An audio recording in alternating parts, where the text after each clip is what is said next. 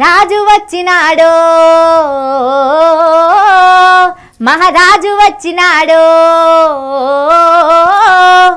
అని పాటలు ఎప్పుడు పాడతామో యాదుకున్నదా?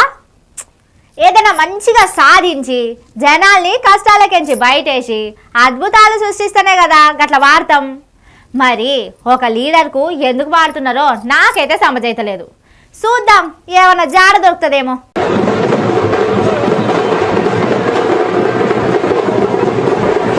అబ్బా, ఏమన్నా భక్తులున్నారా సీనన్న నీకు?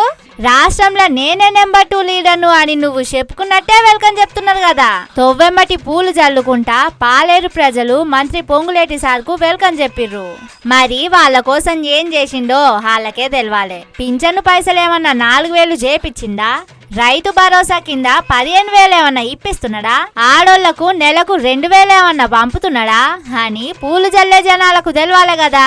అయితే నాకు ఒక విషయం ఏం అర్థమైందంటే, సర్కారోళ్ళు సగం సగం పథకాలు అమలు చేసినట్లు వాళ్ళు కూడా సగం సగం పూలు జల్లి మామా అనిపిస్తున్నట్టుగా అనొస్తున్నది.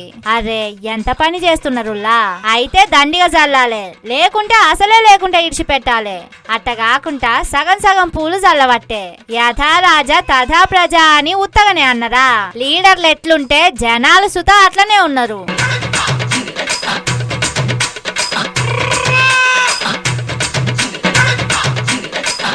ఆరెంపుల ఊరేగింపులు పావలా చేసేతాన రూపాయి చేసిరు అభిమానులు. ఆటోల దీపాలి మందులు కుప్పకు కుప్పే దాసిరట. గా పటాసులు ఒక్క పారే పేలి కళాకారులకు గాయాలైనాయి. మరి కాల్చకుంటే ఎందుకుంచిర్రో వాళ్ళకే తెలవాలి. అన్ని కాల్చేటంత గొప్ప పనులేం చేయలేదులే.